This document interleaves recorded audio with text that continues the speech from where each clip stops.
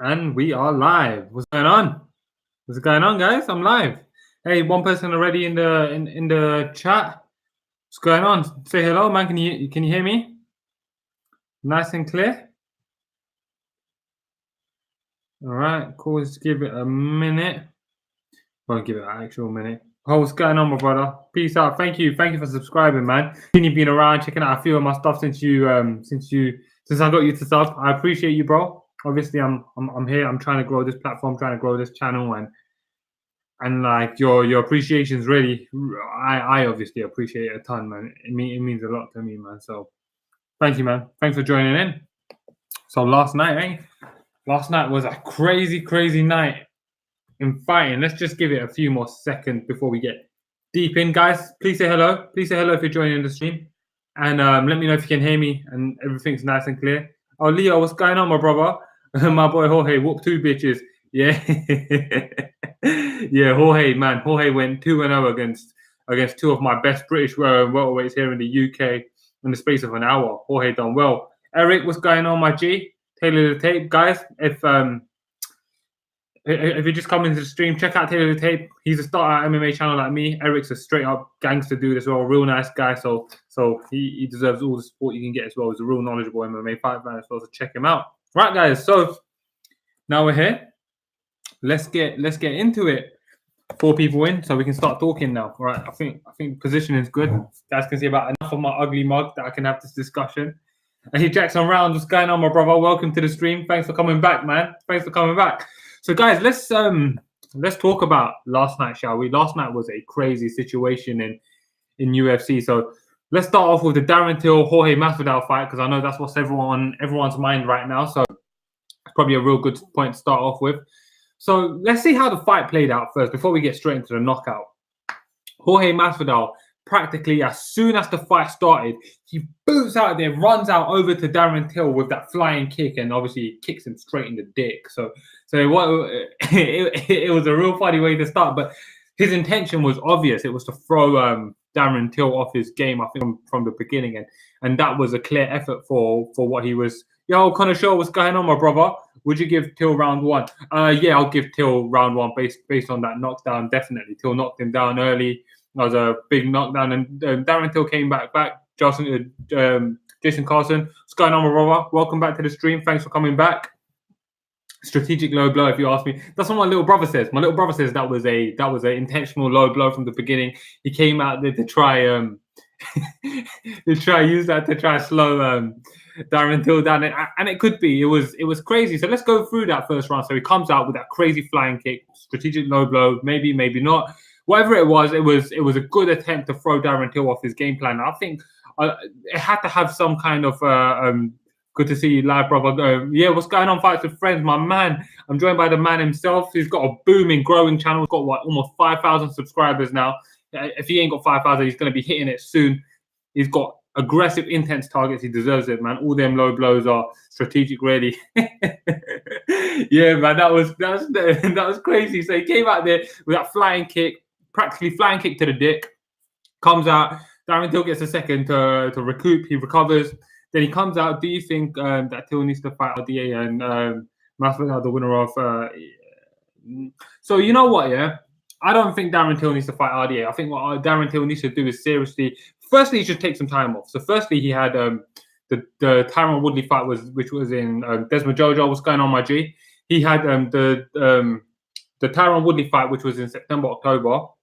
Or somewhere around then. He had that real M. Shakur, what's going on, my man? Thank you for joining. He had that real tough fight with Tyron Woodley. Took a lot of blows, and he had kind of a quick turnaround to come in here. I already thought that he should have waited a little bit of time and took some time to recover and recoup before he got right back into fighting, but he didn't. He got straight back into it, and now he's going to take another brutal fight. This was a brutal KO, and I think it's very important to remember that Darren Till was still only 25 years old. At 25 years of age, it's important to know that he can obviously improve and he can get better. But what he needs to have is some time off to recover. CTE is a real thing, and it's a scary thing, especially when you're looking at what's going on with Tony Ferguson right now. It's kind of scary. I would really like to see Darren Till take some time off, recover, relax, and then be done with the welterweight division. I don't think he needs to fight RDA. I think what he needs to do is move up to 85 pounds and rebuild himself, come back. He's a big lad. He's young. He's 25 years old. He's only growing. I remember at 25, I'm 28 now. I remember at 25, all of a sudden, the ability to lose weight just like that just vanished from me. I started piling weight on and on and on and on. And obviously, I'm not saying that's going to be the same with him, but I'm saying he's at a key age where it's only going to get harder and harder and harder to start cutting weight. So it's kind of difficult to think. It's kind of difficult to think who he should be fighting next at 185. But I think it's important he has a break and then moves on. Now going on to Jorge Masvidal. He's got some great options ahead of him. So he comes out, that first round's great. I gave that to Darren Till. But the whole time he looked poised and calm. He was composed. There wasn't no issues with Jorge Masvidal. It didn't look like he was scared, nervous, or worried. He was there and he was fine. He was calm. He went to the corner. He was calm. He came out.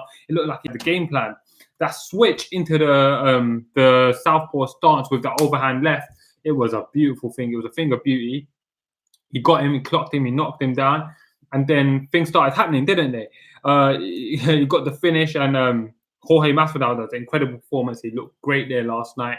Obviously, it weren't the best of starts. Maybe he had to shake off some rust because he had been off since November 2017. That's a long time to be off in the fight game in the welterweight division, which is a tough weight division. Masvidal versus Edwards is good, but kind of pointless. I'd like to see Masvidal versus Ponzinibbio. Yeah, I see. Had the fight not happened last night between Jorge Masvidal and Leon Edwards, had Jorge Masvidal not given him a free piece and a soda, had he not given him a free piece and a soda, we wouldn't be talking about him and Edwards anyway. So I think that can wait. I would like to see Masvidal versus Ponzinibbio. The winner can fight the winner of Kamaru Usman and Colby Covington for the belt. And in the meantime, Leon Edwards can go try to get another win. There's options for him as well. Maybe he can fight Tyron Woodley. Tyron Woodley's coming off a loss, but a win over Tyron Woodley would be huge for his career. He can get that W and move on. One of my friends goes, "Oh, what do I consider? What do I think about him rematching Claudio Silva and getting that win back?" And seeing as Claudio Silva, I suppose, is technically 4-0 in the UFC's lighter welterweight division. But you know what? It's one of them things where I don't think that's a good fight. I think he's moved beyond getting that rematch and getting that victory back. It doesn't really matter anymore. It's irrelevant at this stage of his career. But so yeah, I would like to see Leon Edwards fight someone like Tyron Woodley. We can have Masvidal versus Ponzinibbio for the #1 contender fight, and then we can take it from there. Mas versus Edwards, Till versus Gunnar. I don't know, man. I don't want to see Till at welterweight no more, broke frog. I want to see Till moving up to 185, and I think 185 is a good weight class for Darren Till. I think at this stage, he's coming off 2 tough losses, he's taking a lot of shots. I don't think he should be cutting weight no more. So I think we should be done with that, and then we can see what's next for Darren Till. Because at this stage, I don't particularly want to be seeing Darren Till getting knocked out again and again like that, and your chin doesn't get better. So it's kind of scary to think about that. But you know, that's just my thoughts on it. Interested to see what you guys think. Watching it live, I didn't think the backstage thing was that big a deal. I just thought Masvidal gonna Masvidal. Honestly, yes, Masvidal gonna Masvidal. That's all it was. You can't really expect much else from Masvidal, particularly with all the trash talk that's been going on with Leon Edwards and Masvidal. You gotta expect that these things they happen. With Jorge Masvidal, you got to remember that obviously he's that dude. He's been that dude for years. He came up street fighting as a young man. He's not going to stand there and talk shit. It's kind of crazy. He just walked up to him, hands behind his back, and then it all just kicked off. I don't think it was a big deal. I think we can all move past it. They're fighters. They got into a fight, big whoop. Like, let's get over it. No biggie. Let's do Masvidal versus Ponzinibbio for the title shot. And in the meanwhile, Leon Edwards can fight Tyron Woodley. If he can beat Tyron Woodley, then he's in line. And then we can take it from there. But for now, I think we move on from the street fight. So let's see what some of these other comments are saying. Mas versus Tyron. Mas versus Tyron could be an option, but I like Masvidal versus Ponzinibbio because it's a stylistic matchup as well. And also because it provides a clear-cut #1 contender, where I said Woodley wins. I don't think they want to do Woodley versus Usman again. And because the issues that Dana White had with him, I wonder where that would position Woodley anyway. But that's just my thoughts on that. That would be an interesting fight, Masvidal versus Tyron Woodley. That could be interesting versus Gunnar. Okay, Till versus Magny if he stays at welterweight. Yeah, if Till versus Magny if he stays at welterweight. See, if he stays at welterweight, I guess it could happen. That could happen. But even even if we was to do like Magny versus Gunnar Nelson from last night, Gunnar's had a tough night, so maybe that's another option. But Till, if he wants to stay at welterweight, we're gonna have to be real selective about the fights. But first off, I think he needs to take some time off. As an American, all the UK accents sound cool, but that Scouser and Welsh one is a trip. Yeah. Even down here in London, we appreciate those the Scouser accents, man. we find that funny, man. That Liverpool accent is insane. It is insane, man. Like I've got a friend who's living out in Liverpool right now, and he's always telling me how difficult he finds it to even speak to him because he's like me. He's grown up in London, South London to be exact. But yeah, that's what's up. What's next for Gunny? Yeah, I think if Gunnar Nelson, hopefully he has a quick turnaround. He hasn't been the most active. He's been active in the last two fights, but he hasn't generally been the most active. I would like to see Gunnar versus Magny, who is Logica. I can't pronounce your name, my brother, but let's just call you H Logica. H Logica. You know what? The Darren Till versus Gunnar Nelson fight could be a lot of fun, but I think we need to really think about what's next for Darren Till. I think Darren Till needs to A, take some time off, and B, consider going up to 185. I think that would suit him. I think that's probably the best option for him right now, and that would be cool, man. Gunny should train in the US some. Yeah. I think that might help him. I think he's obviously never cut down weight as well, and I think adding wrestling with high-level wrestlers to his game would definitely help him. When I was watching the fight last night, my older brother kept on saying to me, I can't believe this guy was talking about preparing Conor McGregor for Khabib. Like, he ain't got nothing for it. Gunner's a good fighter. He's got good grappling, but you know what? It's kind of difficult, the situation we found ourselves in. How big of a douchebag is Dana White? You know what? Dana White's he obviously riles a lot of people in a lot of ways. He's come out and said some things that I don't think a promoter should ever say. He's come out and had personal vendettas, guys like Tyron Woodley included, which I personally thought was really stupid. I don't really want to sit here and start dissing at Dana White. I've got issues with Dana White in the way he's handled business and the way he's done a lot of stuff. So it's kind of annoying. But you know what I mean? Like it's one of them situations, man, with Dana White. It's like if you watch boxing, one of the guys that's properly pissing me off right now is Eddie Hearn. So Dana White rubs me the wrong way, man. Pretty big douche, bro. Pretty big douche. If the fight was 5 rounds, Nelson would beat up Edwards. Yeah, you know what? If the fight was 5 rounds, he probably could have, because he was starting to come back. He was starting to do well. He obviously won that third. You could give him the third round. He got that dominant position towards the end of the fight, and there was opportunities for Gunnar to win that fight. He got caught with that big elbow and got that massive hematoma, which was horrible to see. But you know what? He's a fighter, he's a warrior. He done well. And if the fight was 5 rounds, it would have been interesting to see how it plays out. I just want to see some more consistency from Gunnar Nelson. I want to see him fighting some more, and hopefully we get to see Gunnar Nelson improving and fighting more regularly, so we get to see the true best version of Gunnar Nelson with no ring rust, actively fighting the best, because he is a good fighter. He's one of my favorites, Gunnar Nelson. Till needs to learn to tuck his chin. Yeah, I agree. Till does need to learn to tuck in his chin. How crazy is it that a Muay Thai fighter, a guy whose background is Muay Thai, he's had 45 Muay Thai fights, he comes out in a karate stance with his chin exposed and only throws punches? He needs to use his assets and attributes. And I think one of the worst things that could have happened for him in this fight was getting that early knockdown against Masvidal, because Masvidal composed himself, but Till became a headhunter and he wanted to put on a show for the British fans. That was a bad move. He showed he's got the skills to win the fight last night. It's just his game plan was poor, and then he became very tunnel vision. He wanted to get that finish. He wanted to get that knockout. So yeah, man. Hey, brother, congrats on 500 subs. Thank you, Bradford Lad. I hit 500 subs. Couldn't have done it with each and every single one of you guys, so I really appreciate it. It has stagnated a bit though since I hit 500. I'm not complaining though. I'm just enjoying it. I'm letting it sink in. I'm enjoying the process, and then we march on and go towards that 1K, and let's see if we can get the ball rolling again. Hopefully, it ain't stagnating. About to drive home, so come watch the stream. Hope you're doing good, bro. Drive safe, be safe. catch the stream later. I'll be speaking to you in the comment section anyway, my bro. So thank you for dropping by for what little time you did. Swelled up super fast. Yeah, that eye swelled up super fast with that elbow. It was disgusting to see. What about the touchiness of my cat? Yeah, so that's, oh man, that was crazy, man. Like, so I don't. It's crazy, man. Like, MMA is a crazy sport like that, bro. Which country has the most crazy dedicated fans? English fans or Brazilians? See, I can't. It's kind of a hard question to speak on because I haven't been in Brazil. I haven't spent much time in Brazil. But what I do know is here in the UK, the MMA fans that I know are super educated, really, really knowledgeable fight fans, and they really invest a lot of time and emotion into mixed martial arts, much like I do. So I'm going to root for the home team. I'm saying here in the UK we've got the best fight fans. But that's subjective. I'm just saying that.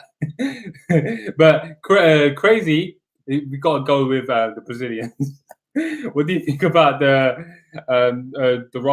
robbery of Volkan and Race calling out Jones? Okay, so firstly, Race has got to chill with that John Jones call out. I'm huge on Race. I'm a big fan of Race. He didn't show nothing last night, which would make Jones be quivering in his shoes or make Jones worry. Jones has no need to be worried based on that performance. He needs to chill. He needs to worry about fighting someone else. Jones is probably in his house laughing. It don't make no sense. Yeah, Volkan should have got that fight. I don't know that I would call it a robbery, but Volkan should have got that W. I gave Volkan the first round and the third round, but the third round was close. I gave Race the second round, if I'm remembering correctly. I felt like Volkan should have got the win, but you know what?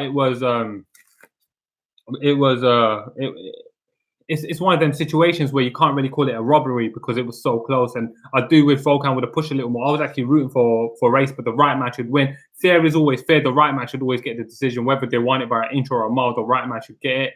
But yeah, he's not a threat to Bones Jones. And I initially thought that he was my best prospect in at 205. But you know what? He's still a prospect. So he did technically walk away with the W, so that makes him 11-0, 5-0 in the UFC with 2 top wins in OSP and Volkan. So you got to consider that he's a relevant guy at 205 now. It's nice to have an undefeated guy who's in his 20s and not already lost to Bones Jones. So it's nice to have guys like him. So let's see where he can develop and what he can improve. Brazilians, in my opinion, as far as crazy goes, yeah, I think they got us there, man. Too slow to be a threat to Jones at the moment. Yeah, I agree. Plus, he's got tons and tons of learning to do, man. If Volkan can be taking you down and putting you in those positions like grappling, fundamentally, I don't really think Volkan's one of the best grapplers in the world. I think that's not unfair to say. So imagine what Bones Jones could do to him. So remember, he's got some learning to do. He's got some development to do. I don't think he should be fighting Johnny Walker, though. Let's keep their paths separate so that they can be matched up with opponents that will get them to both titles. Independently, I would personally like to see Dominic Reyes versus someone like either Glover Teixeira or Corey Anderson, and then we can do Johnny Walker versus whichever fighter he doesn't get. So there's some options there, and depending on the situation with Johnny Walker, his shoulder, how long it's going to take to recover as well. So that's something to consider, man. Reyes looked bad, just kept throwing kicks, and he never mixed it up. Yeah, he didn't mix it up well, man. And some of the kicks looked real good as well, but he just didn't mix it up well. He his boxing to wrestling, the boxing to kicking, his kickboxing game. There was seriously some stuff there to be desired, and it was one of them frustrating situations to watch because he's a guy that I'm super big on. I really enjoy watching him fight. He's got some ways to go now. So I think it's not unfair for me to say objectively that he's still demonstrated that he's got hopefully at least 2 or 3 fights. If he can win 2 or 3 fights to get to the title shot, that's the best for him. That's the best option for him. Volkan's wrestling was superior. Yeah, it was. Manua versus Johnny Walker. See, I think Manua probably should be considering taking a couple of fights to get some W's because you got Manua who's lost 3 fights in a row, and bear in mind, yeah, he lost to guys like Thiago Santos and Jan Blachowicz. Jan Blachowicz is up there as well, and even though he's coming up a loss, maybe you match up Jan Blachowicz and Dominic Reyes. That wouldn't be a bad fight. I'll be down for that. But you got him. He's coming off 3 losses, and Johnny Walker has won 9 fights in a row. He's won 9 fights in a row. He's 3-0 in the UFC. I think they're doing different stuff. So let's see what's going on there. What do you think of the Errol Spence win last night? What's next for him? So Errol Spence's win was good. Errol Spence dominated Mikey Garcia from start to finish. I gave Mikey Garcia round 2, but that was all I gave him. Errol Spence practically dominated that fight. He was faster, superior. He was just too big. Mikey Garcia looked like he just stuffed himself full of carbs and got up there. He looked like a short, fat dude fighting a true athlete and a true world champion. And that's not representative of Mikey Garcia's skill level. Mikey Garcia is an incredible fighter, an incredible boxer. And I'm hoping Mikey Garcia goes back down to featherweight and super featherweight and does some work there. But hey guys, we've got 5 people and 5 likes. That's pretty good, man. Thank you guys. 100% like.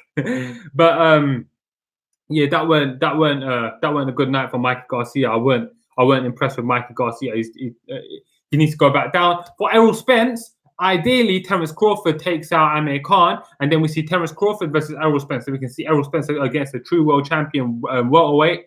There's tons and tons of hype on Errol Spence right now. I'm not on the hype train for Errol Spence right now. I think he's a fundamentally brilliant boxer. He's a world champion. He's young, he's talented, good looking, he's spectacular. He's got true superstar potential, but am I sold on him as this great? I'm not sold on Errol Spence as being the great yet, because when we look through his record, his best win is over a bloated featherweight in Mikey Garcia. His next best win over that is over a post-GGG Kell Brook after having his orbital bone fractured. If those are your 2 best wins, you know what I mean? Like, let him fight Terence Crawford. I hope he fights Terence Crawford. If not Terence Crawford, Sean Porter is a good option, a world champion who just beat Yordenis Ugas controversially, but he beat him. He's a world champion in the prime of his career. Let's not get him Manny Pacquiao. I have no interest in seeing him fight a 40-year-old Manny Pacquiao. What does that do? What does that do for boxing? What does that do for his legacy? What does that do for his position? Nothing, in my opinion. There's no reason why that fight should happen, and that fundamentally is one of the problems for boxing, isn't it? Like the willingness to match up young world champions with washed up old guys just to draw attention. And although Manny Pacquiao was not fully washed up, Taylor Tate, Manua versus Till at 185. My man, I've seen Manua in real life, and if Manua, actually, my older brother fought a guy who Manua was cornering, and my older brother won. That's how we get down. My older brother whipped his ass, but yeah, Manua's not getting down to 185, my brother. There's no way.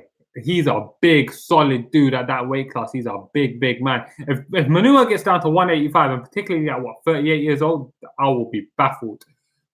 Blachowicz doesn't make sense. Doesn't make anyone. Sorry, I read that completely wrong. Blachowicz doesn't make anyone look good. I think he'd beat Reyes right now. Yeah, Reyes didn't show much right now to be able to be picking him over Blachowicz, who's a really good, durable top guy. He's a real good fighter. He's really talented. So, but that's the thing. If he can't beat Blachowicz, then he's just got to rebuild. Losing to guys like Blachowicz means that you're not ready for Bones Jones anyway. There's no point taking other fights that means you're not ready. And Blachowicz wins him. The Blachowicz is back in the mix.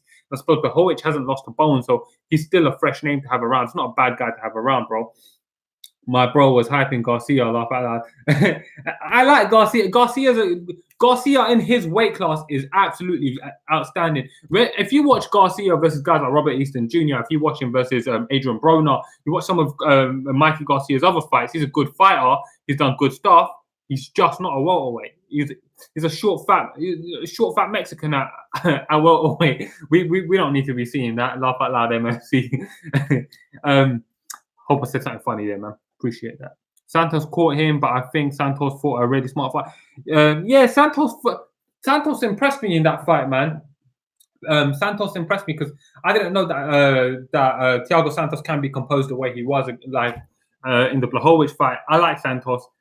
Again, they're probably going to match him up with Bones Jones because there's no one else. And if they match him up with someone else, and Thiago Santos loses, then we lose a contender, and people are pretty excited about him. So why not match him up with Bones Jones? You're just going to beat him up just like everyone else. But yeah, I do like Santos. My older brother always says when he looks at Thiago Santos, he's scared of the dude. The dude's a scary dude. He's a scary looking dude. And his fights are always insane. He's mad explosive.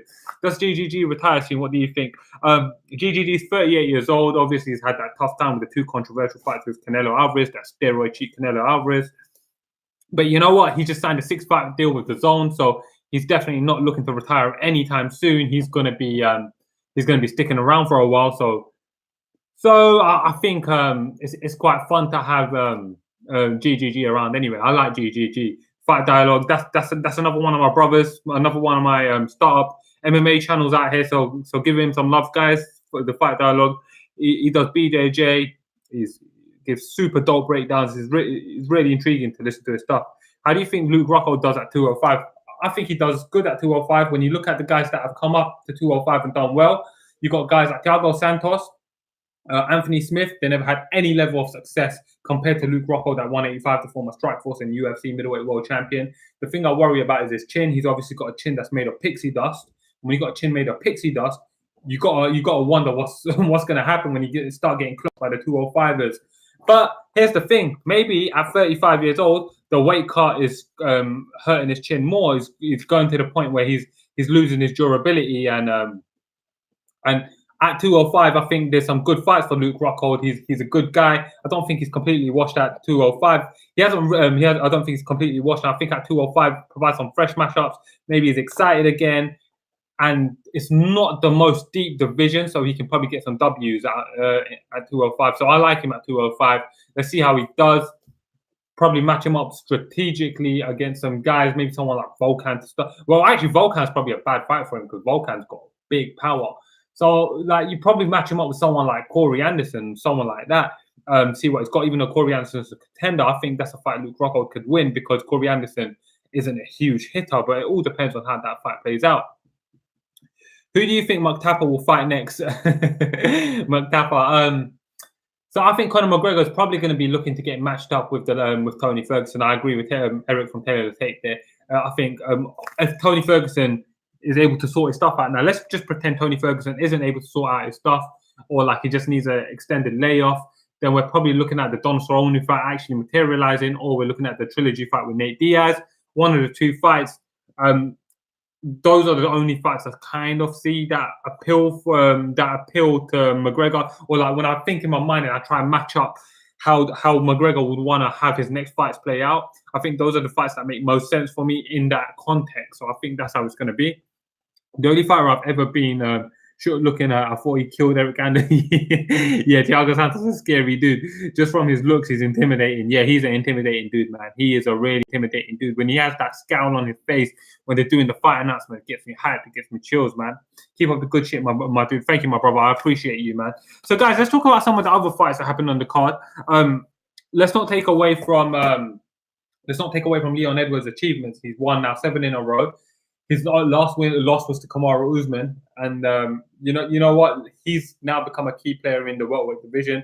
He now with him winning and being on a 7-fight win streak, and Darren Till getting knocked out cold in the second round by Masvidal to make that 2 losses in a row. I think he overtakes Till as the UK's top welterweight, and I'm excited to see what's next for Leon Edwards. And I would really like to see him matched up with Tyron Woodley. Tyron Woodley's coming off a loss.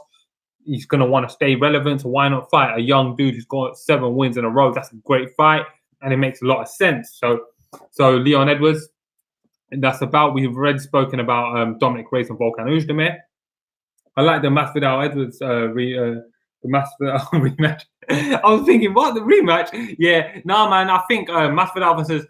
I mean, that fight makes sense. It could happen because they're both top 10, probably top 5. Edwards on a 7-fight win streak. Masvidal came back in a huge way. They got the beef, they got the story. A lot of people are going to be interested in the fight. So it could happen. It makes sense, yeah? But I would rather see Masvidal fight Santiago Ponzinibbio for the stylistic matchup. And I think the winner of that then gets a title shot. And I don't think necessarily Leon Edwards should get the title shot even with a win over Masvidal. Like, maybe I'm being tough on Edwards. I just don't feel like he's absolutely ready for the belt yet. But I suppose if they'd done the fight, I wouldn't be hurt. It could happen. It makes sense in a lot of ways.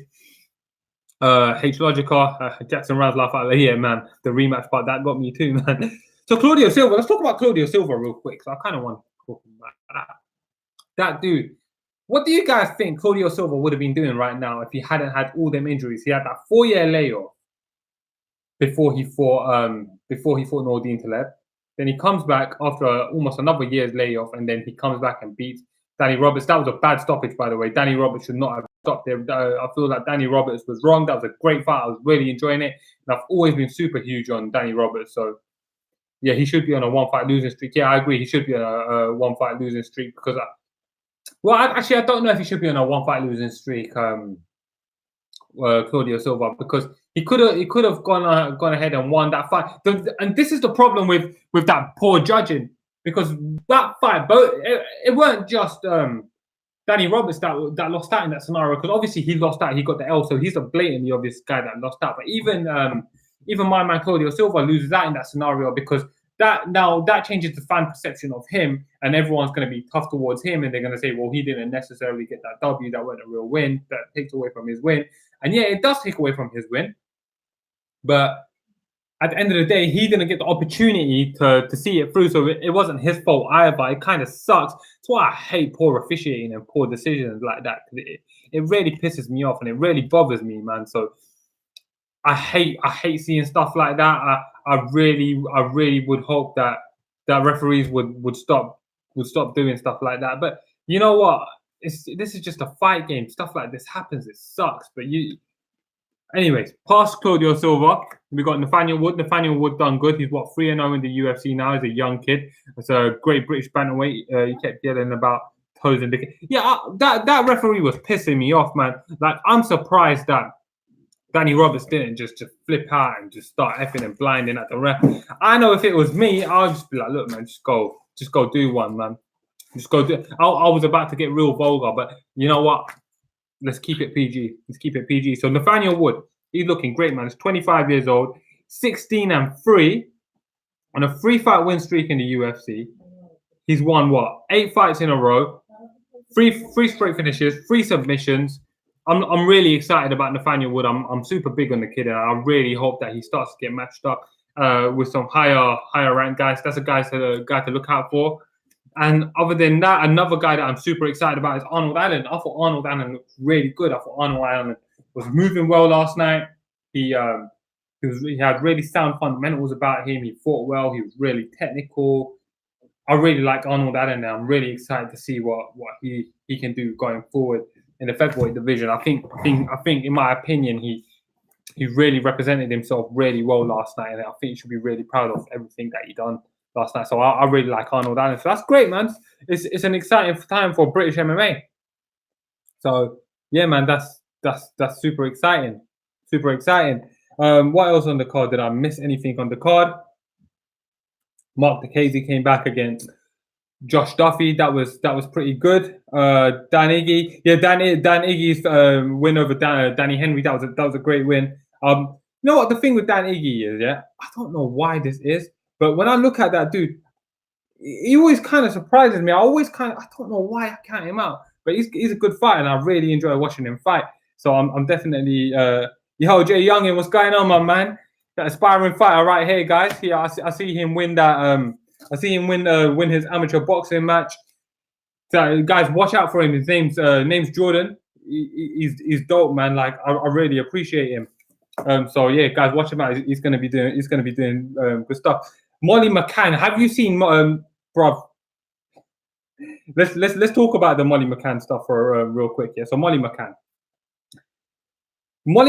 is her eye is ruined, and I'm really see. This is the thing about fighting that bothers me, because I love watching fighting. I love watching them brawls. I love everything that happens. But these fighters, Molly McCann don't make a ton of money. So these fighters, when they go through these gruesome injuries, and it's going to be impacting their life in a long, it really bothers me. It really bothers me deep down. I don't know why it bothers me as much as it does, but it really does bother me, and it's kind of scary, isn't it? So when you see Molly McCann last night, her eye, whoo, that was Keenan K. What's going on, my man? Thank you for dropping by. I appreciate you, brother. Yeah. So right now we're talking about Molly McCann's eye, man. Molly McCann's eye. Her eye is actually ruined. And I was just talking about how I'm a bit soft, and when I see stuff like they're all human at the end of the day, yeah, man. And when I see stuff like fighters having injuries like that, and it impacted them, I feel like it's going to impact them on a long-term basis. It really bothers me, man. It really bothers me. So yeah, H Logica. Thanks for bringing that one up, man. I don't know why. It bothers me to see that stuff there, man. I swear down. But yeah, guys, shit.